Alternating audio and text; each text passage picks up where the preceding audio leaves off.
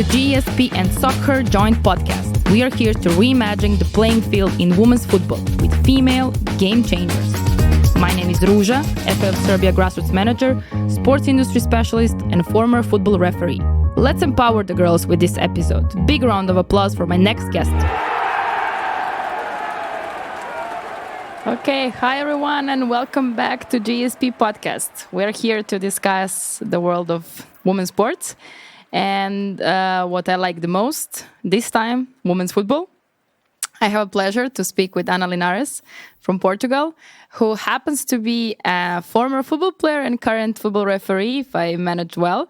So that means that for myself, I will have a colleague on the call, as I was a referee for 7 years myself. So a lot of things to discuss, to see what changed in the world of female referees and what we would like to have in the future. So Ana, welcome to GSP podcast. Hi, hello. Thanks for giving me here. I just want to start. I would like to apologize if my English is not the best. But thank you for the invite, and it's a pleasure.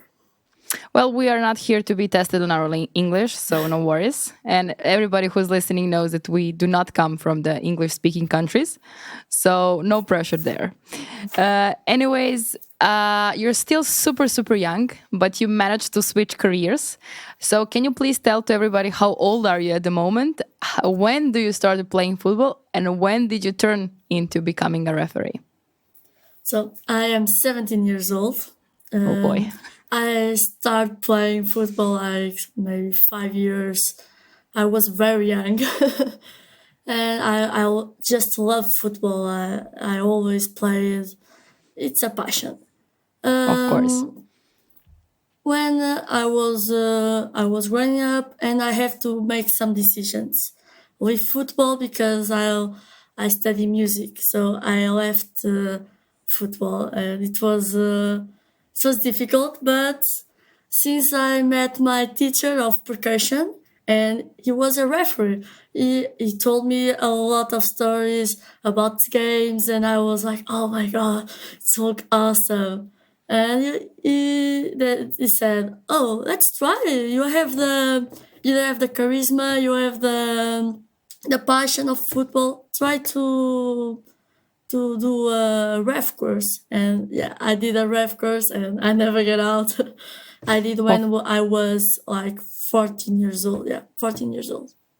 Well, this is quite of some time. It's 3 years to be exact. Yes. Even there's you still underage, let's call it that way. So the refereeing future is ahead of you, as well as the future in music industry, if this is what you also want to pursue. But the interesting thing that even though you are still quite young, I will highlight this many times, and but you have quite some time being a referee. You managed to go to some kind of young referees course organized by the Portuguese Referees Association. So it means that the F.A of Portugal and the colleagues of yours actually see you already, and that they believe that maybe there is a perspective in you. So how does it feel? It's awesome. I have two great experience. I did the Final Four of the Portuguese League. I was like the fifth referee. I was the young referee with some of the best teams in Portugal, Benfica and Estoril. And after that, I had received another experience. I did a final of the Portugal trophy in feminine. So nice. It was Benfica and Racing Power. It was awesome. I love it. And I met some referees, like the top referees, female referees. So it was awesome.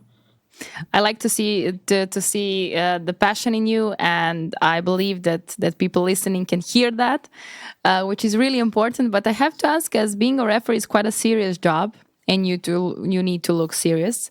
How do you manage to low down your passion or your excitement because you are there? How do you manage to go from the role of being super passionate, thankful, and happy for being there and meeting all those people to, hey guys, I came here to do my job and I'm serious one? Exactly. And people don't understand. I'm very a nice person, but when I in the game, I'm focused. I'm a different person. I'm here to help them too. I know I don't have to have the how I say. I don't have to be You're not rude. too friendly. Yeah? Yes, you're not too friendly, Yeah. but not too rude. Yeah. I'm not rude. If you want to talk to me, I will talk to you. But people have to understand. You have 2 seconds to blow the whistle. We have to think fast. You have to be focused. And I think all the games that I did, some easier, some more difficult, but is that we have focus and it's the passion. And when it's the passion, it's easier when you have the passion. So Of course. yeah, but yeah, focus is the most and relaxing and do whatever you do best. And how do you manage this tight schedule of yours? I mean, you are pretty serious about the school, you're pretty serious about the music, you're super serious about the refereeing career. Let's mention and not forget that referees also have trainings like athletes, like players, so on. So there is a lot of things to do on this area. So how do you manage the schedule around? It's very difficult. I all the time and I don't know what I'm doing. I don't know what I have to do. I have to do like a schedule to know what I have to. I have to train. Okay, I have to practice music. I have to study for school. I have a family who helps me a lot. That have a compression above the sky, and my teacher that is a teacher and is a colleague, so it's awesome. I train them. The IF programs, they are awesome. Sometimes I can't go to training. They okay, let's go study and come back other day. It's impact. Yeah, this is really, really nice having this kind of a supportive environment. And I can say that you're lucky because of that. But I also have to ask, how did your family, especially your immediate family, how did they understood the fact that at this young age you want to be a referee, not a player or something else? Like, how does that feel for them, having a daughter who is pursuing the career of a football referee? My mom was just said, "Are you serious about that? I'm not too afraid." He was, "No, mom, I like that. I want to try. Maybe it's not for me, but maybe can be." My father always loved me being a football player, me being a fitness person, athlete. So he embraced completely and let's try, let's go. He is a cyclist. Yes, Yeah, yes, he's a yes. cyclist. So let's train, let's go with me. And I want to see. I don't like them to see my games actually, because Why? the best I can do, like I made the perfect game, but for one team it's gonna be the awful game or something, and I don't like them seeing her child, his baby, being bad treated, and it's for me I'll it's share my sad. experience. So when my parents would Yeah, come to my games as a referee, the fans would shout at the referee like they yeah, always do, and my parents would be the next to them. And my mom once told me that they were like swearing at the time and saying, "Who is this girl? Who is she? Her mother? Like, I would like to meet the mother to discuss with her." And like she was the one to turn around and say, "I'm here. What do you want to speak?" So from my experience, I can say that to them, it would be actually super fun. They will be super proud. And in the end, maybe they will actually show their teeth and then discuss with everybody. But I really believe that they are aware of the fact that you cannot be the favorite person. Referee is never the yeah. favorite person of any team. But in the end, I believe that seeing that you're enjoying that this much would actually be the biggest gift. So don't let that gift away from them. Yeah, they already seen some, but yeah, with With the distance. with yeah. But I had a friend who did the same thing, that I was roughing a game, and they will shout out, "Oh my god, what she's doing! She go to the kitchen," something Of like course. that. Yeah, and my friend like, "Oh, it's my niece. What do you want?" And they were Exactly. like, "Red, red, red," and I love it. But when she told me, I was, and after game, the the I don't know if it was a woman that said that thing. The woman gave me, uh, look, take a lollipop. It's a candy. Yeah, she gave me candy. I'm sorry. I'm sorry. I'm sorry.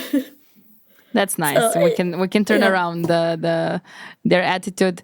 But now spoke about the positive environment you have, but we do know that girls in football doesn't always meet the positive environment. You also mentioned those kind of prejudice, like go to the kitchen and those kind of stuff. yeah. So, how does it feel for you when you look when you see yourself as a girl in football, when you see maybe other colleagues of yours, or I don't know how many of girls in Portugal are being referees. I mean, is this something that is now improving, developing, more girls are into it, or maybe it's decreasing? But when you look the bigger picture, what do you see in Yeah. there? Or when I was playing, I never have felt any difference. My coach was amazing. I played with some guys, but they were really cool. I always had a good experience. But I can see in the big picture some men, some people, some that football it's not for women. Why? Maybe I look at that and I be really sad because I love football. I have a great passion about that, and I don't know why they are masculine football, masculine football. It's not like that. In my opinion, female football is more pure. It's more, I don't know, uh, and It's more I'm very technical. sad.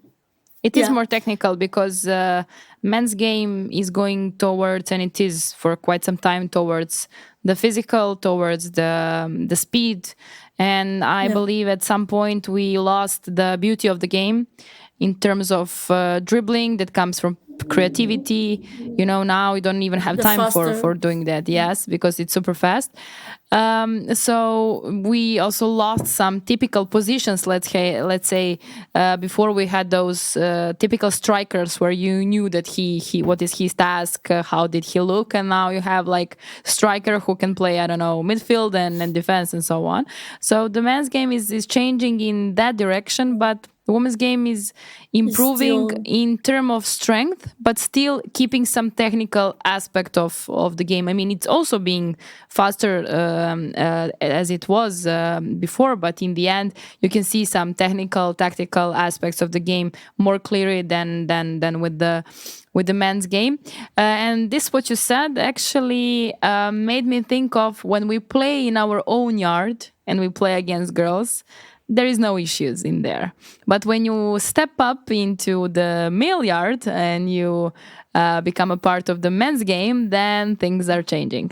How does that feel actually emotionally or mentally on you?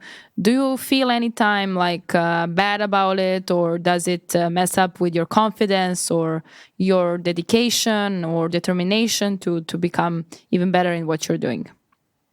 not at all, at all. I like to referee female games, but I don't have the opportunity because in Bragança we don't have a lot of female teams, and not at all. So I'm used to lead with boys and lead with guys. So, but I love to show them that I'm a girl and I'm not playing football, but I know football, and I'm showing them that I can make his football best by referring in this case. But yeah, I'm Yes, not that's true. sad at all the referring boys. Yes, that's kind of true. But this kind of doing dual career of yours, like music and refereeing, what are you now dreaming of? I mean, where are you gonna be when you grow up? Because you're still super young, so we can speak about growing Yeah. up as a area in your life. So, what do you want to become? Like, is this um, refereeing career something that you would like to end up being at an international level doing this type of games, or is it the music the priority, so refereeing will just follow as much as you can do it and then you'll see where you end up? So what are you going to be when you grow up? I'm in the final year of school. Okay. So these questions pop up very often in my head. Sorry. No pressure here. No problem, no problem. I would like to have a fantastic career in referee.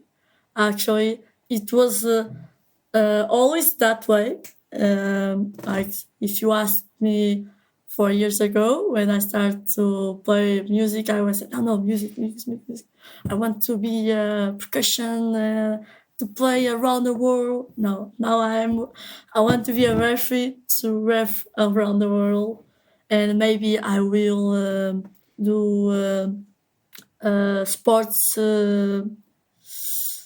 How I say, I don't know how to say in Like English. university, doing Yeah, some like, university yeah, like going for in some sports. programs in sports. Yeah. Yeah, in sports, and put the referee in first. I'm working Well, that in that, doing initiative in sports, and referees growing up until I can found them together. phenomenal. But if I can give you one advice, not only to you but to every female athlete being a referee or athlete herself, is like, it is important to put sports first if you want to be really good at it, if you want to become extraordinary, and don't settle for ordinary. But still, you should always have a backup plan, because Exactly. if you look at the best referees in the world, every single one of them is also quite good at other things they're doing. I mean, they're lawyers, they're, I don't know, sports scientists, they're working in, I mean, as in many different areas, and I think also that helped them progress in their refereeing career. And I do know that as much as you're settled in something else, there is less likely that you can be bought, as they like to say.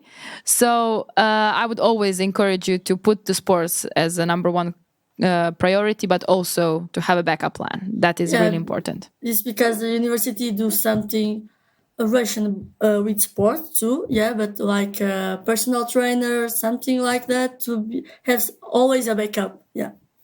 Exactly. And This is really roughing is important. going, yeah, step by step. Roughing is it's a long distance to the Not only elite. because it's a long journey, but I mean, you can get injured. Yes, I mean, exactly, those kind of exactly. things. It's not only because it's a long way. I mean, we like to use at the moment I mean, the best tennis player in the world, who comes from my country, from Serbia, Novak Djokovic, who won his Olympic gold in Yeah, 37 years of age, 38, something like that. I mean, he been to 4 Olympics before he got gold, and 4 Olympics times 4 years is like 16 years of chasing the gold. So imagine that. I mean, even maybe more. So it's like from 16 to 20 years of chasing the goal. So sometimes dreams do take time. And we like to use him as an example to not give up on the dream, but still be, let's say, to have some patience, because cool. you Of never know course. how long it's going to take. And now looking back at your even younger age, if it's that possible, um, could you imagine when you were a girl running around the football, that that like 5-6 years from that moment you will thinking of football refereeing as your career? I never imagined, but I have a funny story. I was like I want to be a striker. I want to make goals and I want to score goals. I always like that, and I love. But never think about referees. I didn't know what referees was like, but I found a picture in my phone, like maybe with 11, 12 years old, with some red and yellow cards in hands, taking a picture with a smile. You knew it. Yeah, You knew exactly. it. You never know where you will find the connection in it. Well, before I conclude this super positive conversation I had with you, I need to ask you to send a message from the bottom of your heart to all the girls who may be listening, who may be your age, who may be having questions like I pushed you with in terms of what you're going to be when you grow up and those kind of stuff. So what would be your message to all of them? I would like to say it's never too young to begin. You can start however you want. You start training. You take a course of refereeing. You join a team. But um, for me and from the bottom of my heart, join a team. Take a course, and you will love it. And not in football in general. For me, it's amazing. But if you like other sports, do something and improve the female athletes in Portugal, in the world. It's my message. Do something. Don't make excuse. So yeah, go for it. Love it, because there is no enough people, especially girls and female athletes and future athletes, who can make our sports even better. I mean, we need them all. We need them as much as possible. So this is the really nice one to summarize up. Well, thank you, Ana, very much. It was a pleasure speaking to you. You brought me back to some younger age of mine where I felt the same passion. I have to tell you, I'll still have the same passion. So keep up. It's not gonna end in 30s. I promise. I'm there. And it didn't end. So keep up that positive attitude, and I believe I'll be looking at you at some Olympics being a referee over there. I wish. Thank you for having me, and it was a pleasure to meet you. Thanks. Big shout out to European Union for co-financing this project as a part of the cooperation partnership in field of sports.